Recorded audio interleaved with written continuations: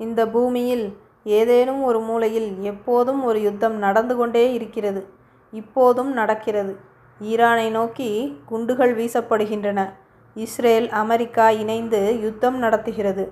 இந்து மகா சமுத்திரத்தில் சென்று கொண்டிருந்த கப்பலின் மீது குண்டு வீசியதில் 100க்கும் மேற்பட்டவர்கள் கடலில் மூழ்கியிருந்த செய்தி அறிந்து உலகத்திலுள்ள மக்கள் இதயங்களெல்லாம் கண்ணீரில் மூழ்கின. எந்த மண்ணில் குண்டு விழுந்தாலும் எளிய மக்களின் சோற்றில் விழுகிறது மண். இதுதான் உண்மை. போர் எல்லைகளில் தொடங்கலாம். மலைகளிலும் காடுகளிலும் கூட நடக்கலாம். யுத்தம் நடக்கும் இடத்திற்கும் மனிதர்கள் வாழும் இடத்திற்கும் தொடர்பே இல்லாமல் கூட இருக்கலாம். யுத்தத்தில் வெற்றி என்பதையே குறிக்கோளாக கொண்ட சில நாடுகள் மக்கள் வாழும் பகுதிகளில் மீதும் குண்டுகள் வீசுகின்றன. எண்ணற்ற அப்பாவி மக்கள் உயிர் பறிக்கப்படுகிறது. உடைமைகள் இழக்கப்படுகிறார்கள். யுத்தம் அறிவிக்கப்பட்டதும் எல்லைகளில் குண்டு விழுந்ததும் அது செய்திகளாக வெளிவருகின்றன. ஆனால் அதன் தாக்கம் வீடுகளுக்குள் சென்று சேரும்.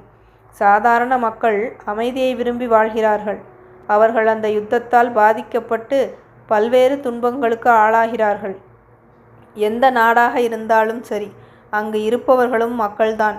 வேலை இழப்பு, உணவு தட்டுப்பாடு, பயம், இடம்பெயர்வு, இயல்பான வாழ்க்கை நிலையிலிருந்து வேதனை மிகுந்த வாழ்க்கை நிலைக்கு செல்கிறார்கள். உலகின் பல பகுதிகளில் நடக்கும் மோதல்கள் அரசியல் தலைப்பு செய்தியாக மட்டும் பார்க்கக்கூடாது.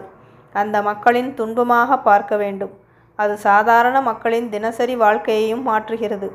இந்த உணர்வு உள்ளவர்களெல்லாம் உங்களுடைய கருத்துக்களை தெரிவியுங்கள்.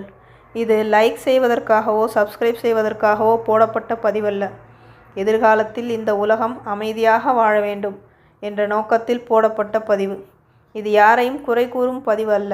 போர் என்றால் யார் உண்மையில் பாதிக்கப்படுகிறார்கள் என்ற நினைவூட்டல் பதிவு. சங்கத்தமிழ் இலக்கிய பூங்காவிலிருந்து அமைதியில் வாழ விரும்பும் நீலகண்ட தமிழனின் வேண்டுகோள் இது.